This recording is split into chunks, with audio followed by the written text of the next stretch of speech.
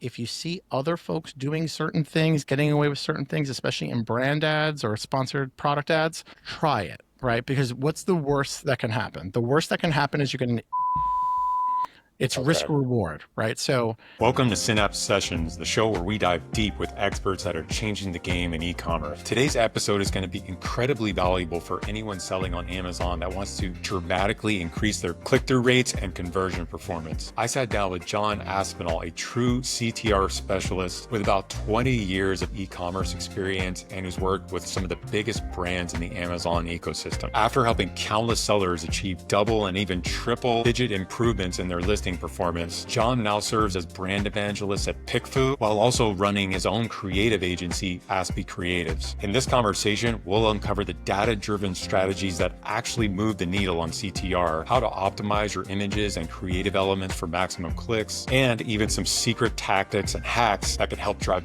big results in today's crowded marketplace. Whether you're struggling with low click-through rates or looking to refine your already successful listings, you won't want to miss the actionable insights John is about to share. Let's jump into the session. I wanted to get a little more of your backstory for the people that may not know you. Could you share a little bit about your journey from when you were selling various products over 15 years ago to becoming a brand evangelist at Pickfu and founding Aspi Creatives? yeah, totally. Thanks for having me, man. Yeah. So I can't, I think it was like 2007. So I think it's almost going on like 20 years, which is wild. I'll be 42 this year, and I'm talking about doing something for 20 years. So I started selling online at like an automotive reselling place above a deli here in New York City. And that parlayed into so many other things, working at reselling cell phone accessories out the back of a cell phone store in Manhattan, to then going to work at a cell phone accessory manufacturer that sold on Vendor Central. That was my first taste into getting into Vendor Central, because I was like, wow, this is crazy. Amazon buys stuff from you. You don't just sell it. And then I went to go work as a buyer in e-commerce for a daily deal website back when those were a big deal. Um, Bounced back and forth between a couple of e-com places doing their Amazon. Took a little bit of a break and worked as a New York City corrections officer on Rikers Island for a handful of years. And then COVID hit, and I was like, yeah, I don't want to work in jail in COVID. It was horrible. So a friend of mine tapped me on the shoulder and said, hey, you want to go back into e-com and get in the agency space and work from home? I was like, work from home? I'm in. So then I went to that agency, then went to another agency, which is my Amazon guy. A lot of people know them, which kind of put me on the map a little bit. Shout out Stephen Pope. And from there, Pickfu, and Pickfu's fantastic, still there. And then parlayed into opening Aspi, which, funny enough, I asked ChatGPT before it was really like a big thing. I was like, I need a name for a business, and this is what I do. And it was like, what about an acronym? I was like, all right. And it's like so many different acronyms. And then there was like ASPI. I'm like, well, what? Kind of sounds like my last name, Aspinall. And it says Amazon Strategic Product Imagery. And I was like, oh, that's it. Perfect. So then Aspi was born, and we're going 4 months strong right now with more than a handful of clients, and loving it. Nice, nice. Yeah, I mean, it sounds like you have, congratulations on finding that brand name so quick, and it sounds like it was a perfect match. Yeah, that's awesome. But yeah, it sounds like a ton of experience in various aspects on Amazon seller side, agency side. But how has that kind of dual perspective shaped your approach to Amazon optimization? Yeah. So when I was working at my Amazon guy in sales, uh, part of the process was reviewing ASINs as part of like cold outbound outreach and hunting and prospecting. Is you do like a Loom video and send it over and show areas of opportunity. And it was always from the front facing, because you never got the Seller Central guest permissions till afterwards, but you typically don't have access to that kind of stuff beforehand. So as I'm doing them, I'm like learning more and more and more about like, well, this looks better than this, and this looks better than this, and why are they not doing this, and why are they not doing this?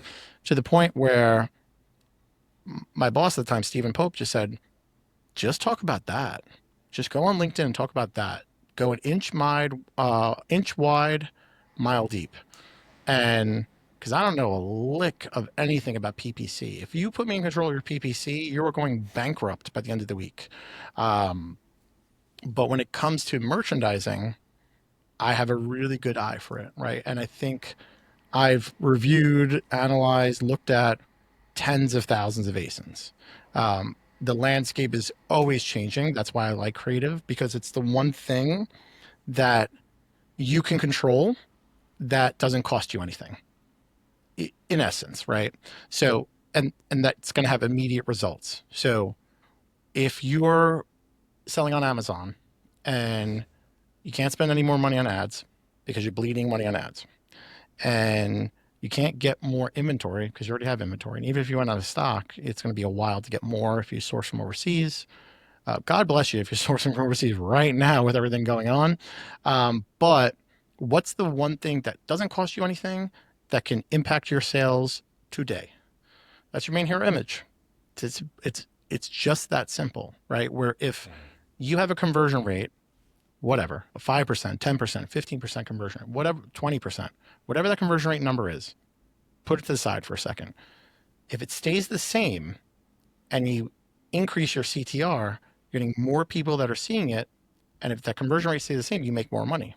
It's a basic math, right? So working backwards from there, understanding that certain things you can do in certain categories and certain things you can't.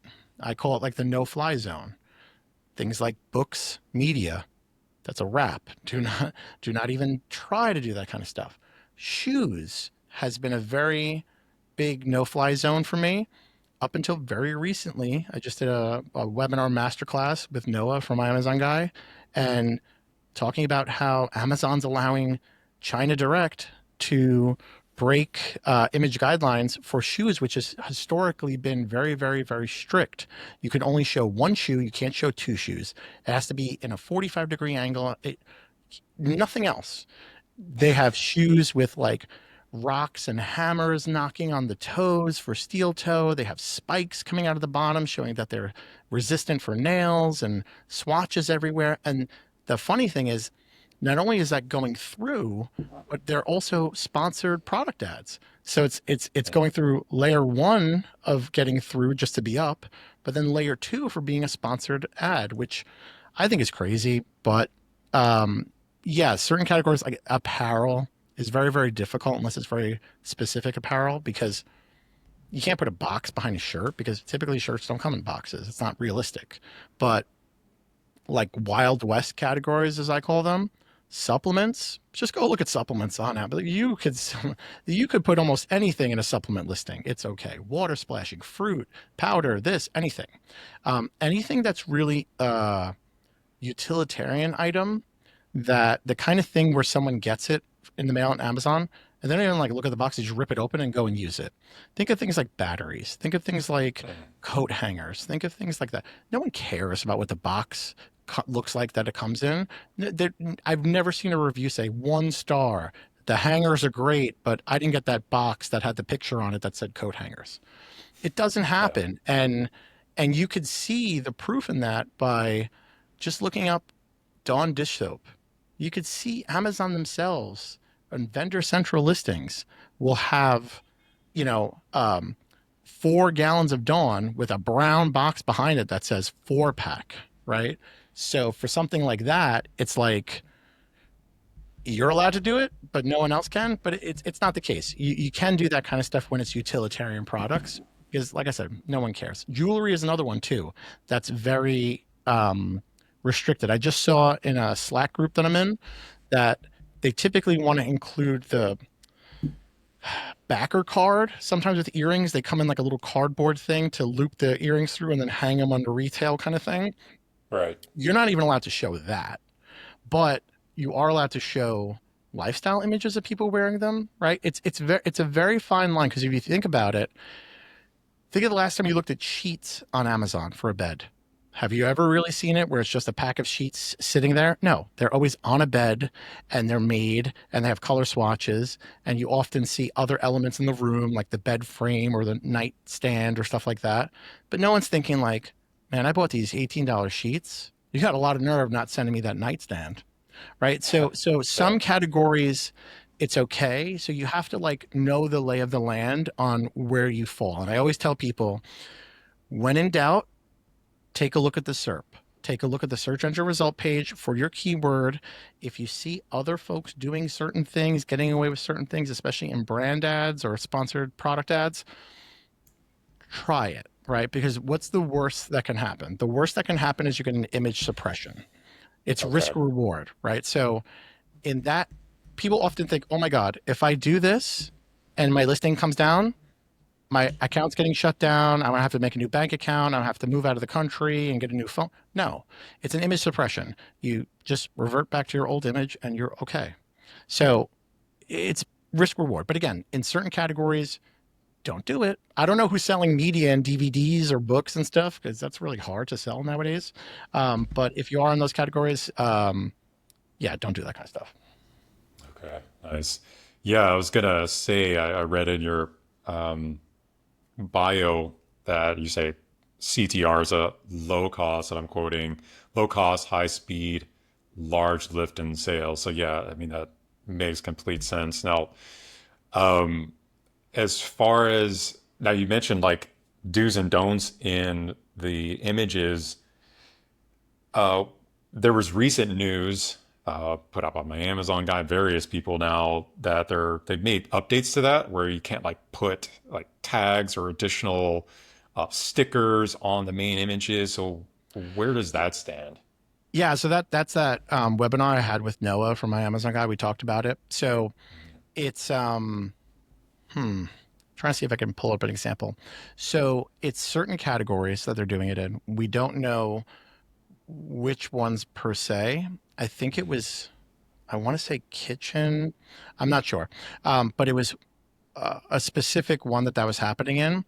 But I've noticed that if you were to do a wrap, right? Let me share my screen real quickly. So let me Yeah. show that to you because otherwise it's never going to make sense if I say it out loud. So hold on one second. Let me just share my, because I'm a super visual person. Like if I wasn't able to share my screen, I'd sound like a maniac half the time. So like, let's say for example, let's say you're selling a cutting board, right? And let's say you're selling I don't know, let's say a 3 pack of these, right? So you have one, two, three, right? Something like that. Historically, right, you've been able to do a wrap around it. And you've seen wraps and you probably like when I say you, anyone that's watching or listening, you've seen them and not realized that you've seen them. Where it's in the retail store, it's this that goes straight across them and kind of bundles them together, right? So it's like a little bit of a wrap over here, and there's different tactics that you can use. The reason people do this is because now I can say anything I want to say over here, and it can be portrayed as packaging. So like something like this, you wouldn't use a box behind it. You'd want to use something like this because in reality, this is how you would get it at the store. I always say to do my little patented like wrinkle, right? Where you take a little bit of a wrinkle and just overlay it on top. Again, we're not trying to fool anyone, but just to help it nudge it along with Amazon so they don't give you a problem. So pretend this says 3 pack of cutting boards, whatever, right? So as long as everything is in line with your quote unquote label, you're good. And I have 2 clients that this happened to at Aspi where they had 2 versions. They had this, right? And then they had something that was, I'm trying to do like a stylistic way of doing this. It was like this, where it was coming off of this, like jutting out, Mhm. talking about an extra value prop, right? So it's almost like folded banner, like this. No, corner banner here, like this kind of thing, right? So this, anything that came off of the label and said something, that got suppressed because that's doing too much, as the kids say, and that's not believable that that's the label, right? So things like that, things like this, right? A lot of people are doing this online, right? Where it's like a little bit of a call out to kind of draw more attention as like a ribbon. So this is what's causing a suppression. It's the interrupt of the realistic packaging. So Gotcha. all they had to do was remove that and keep it over there, and they didn't have any suppression issues. Hey, really quick, enjoying these insights? Don't miss out on future episodes with more expert advice on how to grow your brand. Hit subscribe and turn on notifications to stay updated with Synapse Sessions. We release new content every week to help your business succeed. Now back to the session. Okay, yeah, that makes perfect sense. And yeah, at the end of the day, even still, if you're a seller like thinking about this right now, like, oh, can I try some things with my images? The risk reward is, there's not that much of a risk. The worst case is you get a suppression and you reverse what you did, and it's fine. You're not gonna get Yep. your account banned or something. So, A yeah, lot of definitely. people, yeah, a lot of people think that. A lot of people are in the camp of, oh my God, the sky is falling. Heck, Yeah. no, like, but those are folks that don't, um, like, if you don't change your own oil in your car, you don't know how to change a tire. The minute something happens, minor, you freak out because you don't know how to do it. So that's the kind of the same equivalent where if you're not in your Amazon account, it's okay if you don't know how to do it. Like not everyone knows how to do that kind of stuff. But if you're not in the comings and goings of the account to fix those kind of things, then it's a freak out moment. But if you know what you're Mhm. doing, then it's super easy fix. Right. And then also, yeah, that's where just like I recommend everybody like have some sort of alerts on their listing, some way to be notified immediately because Amazon will just take your listing down and you'll just have to kind of figure that out for yourself when you finally log in and check your products that day. Yeah, So, did you attend Prosper this past year? no.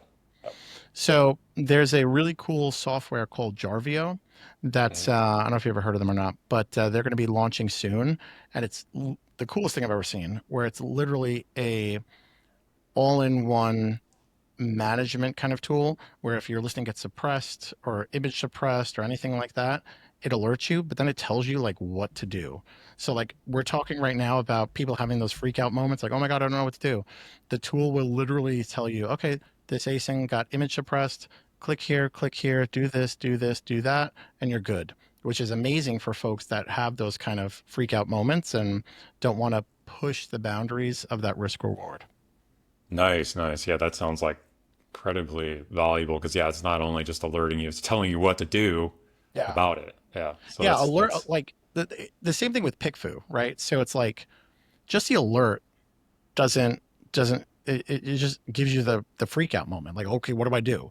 So like with Pickfu, it's when you're running polls in Pickfu and getting insights, you're getting meaningful responses.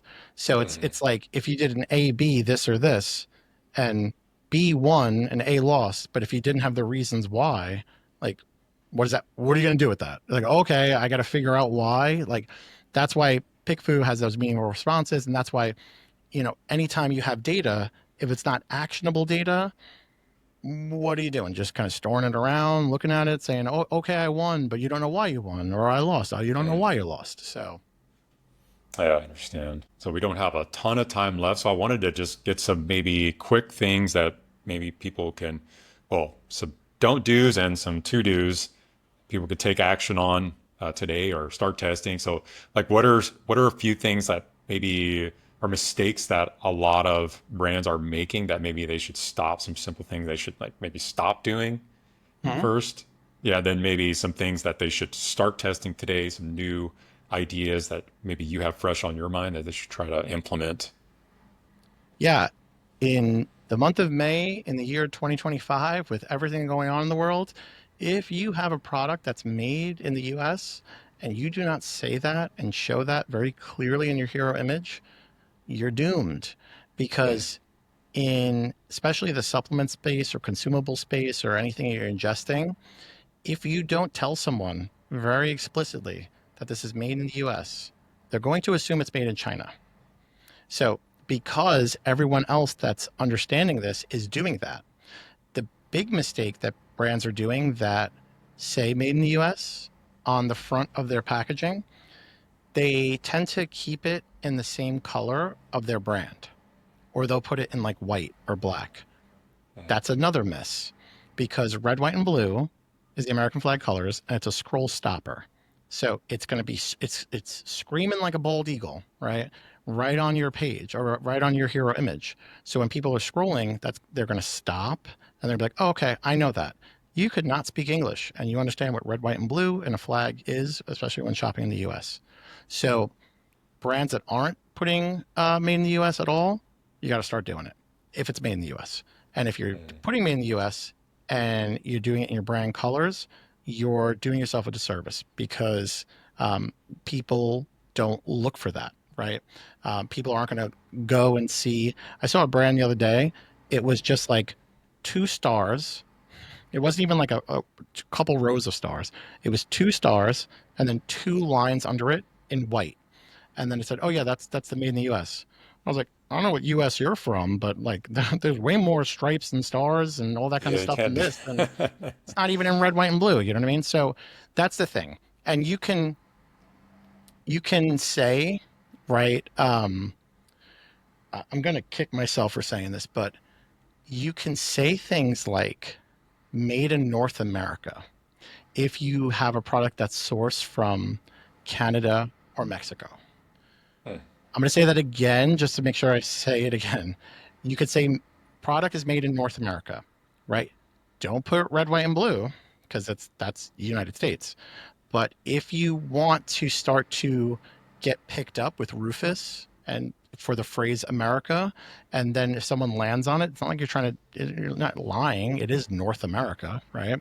So those are other, not gray hat, but it's not anything wrong because Mexico is North America, Canada is North America, right? So learn to leverage what you have. And I always tell people, if your product is made in a country that is equivalent to a car manufacturer in the US that's advertised, show that country.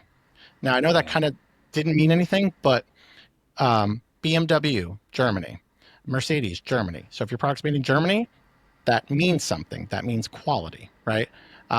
Made in Japan, Lexus, Honda, Toyota, all that kind of stuff. Made in Korea. Korean skincare is huge. It's a massive market that people are specifically looking for, not just skincare, Korean skincare. And I talked to a brand last year. It was a Korean company in the US. They were trying to Americanize their packaging and remove the Korean from it because they didn't want people to get turned off because it was Korean. I was like, dude, people only want it because it's Korean, right? So if you have a product made in Bulgaria, I would say that, right? I'm not saying there's anything wrong with Bulgaria, but it doesn't have the same attachment to someone that's, Austria, Germany, Italy, those kind of countries, right? I spoke to a brand this morning at 5 o'clock in the morning, made in the UK. That means something, right? Because if you're not saying where it's from, and it's from one of those larger countries that associates with a car manufacturer, they're going to think it's from China. There's so many supplements out there that are coming from China, right? So you're sourcing in the U.S., you're having a high quality product, but then you're not saying it because it doesn't fit your branding. It clashes with my very sleek logo. Well, what's worse, clashing with your logo or low sales? Yeah, I mean, it's about stopping the scroll and getting them to click in, not matching your branding and make it look prettier, right? People often mistake their brand, their identity as being crisp and clean and parlaying into the Amazon listing. Amazon is a really, really fancy, large flea market, right? This is not your store. It's not your website. It's not your .com. Save that for your website. Save that for your D2C. When you come to Amazon, you have a little folding table, right? And it's a flea market. And at the end of the day, that's Amazon's table, right? They own the flea market, right? So they'll take it back. But while you're there, you can decorate it. You can make it look very fancy. You can have, a very welcoming table, or you can lay your products on the floor in a flea market and no one's gonna stop and look at the stuff because no one wants it. Well, yeah, John, ton of value, some really important things that I think people can implement today. I highly recommend anyone watching this go back and watch it again. I'll also have the notes down in the description below so you can like read through those highlights. I'm going to highlight some of the key points that we've talked about as well. But yeah, how can people get a hold of you if they want to work with you at Aspi? Or obviously Pickfu is a great option too if you want to better your images and know what's really going to work for your product. Yeah, Pickfu is not even like a nice to have; it's a need to have, especially with Yeah. everything in the economy today. Pickfu.com, Aspinall at Pickfu.com. Reach me out there. Happy to set anyone up with an account at Pickfu. And if you mentioned that we were, the chat that me and Nick were having, throw you some free credits. I don't know how much I can throw in, but throw you some free credits to get you testing and all that kind of good stuff. And for Aspi, it's goaspi.com, the shortest domain I could find with my brand name in there. John at goaspi.com. Happy to work with any brands looking for tactical, strategical merchandising support about getting a better click or getting more clicks and getting a better conversion rate. Okay. Awesome. Yeah, I'll definitely leave all that information down below as well. And yeah, I appreciate you being on the show and maybe do a part two, maybe after, I don't know, we see what happens with the tariffs and 2025 is a crazy year. It's like a drama series that I didn't turn the channel on for that we're living in. So Yeah, yeah. All right. Appreciate your time and bye for now. thanks, Nick. Thank you.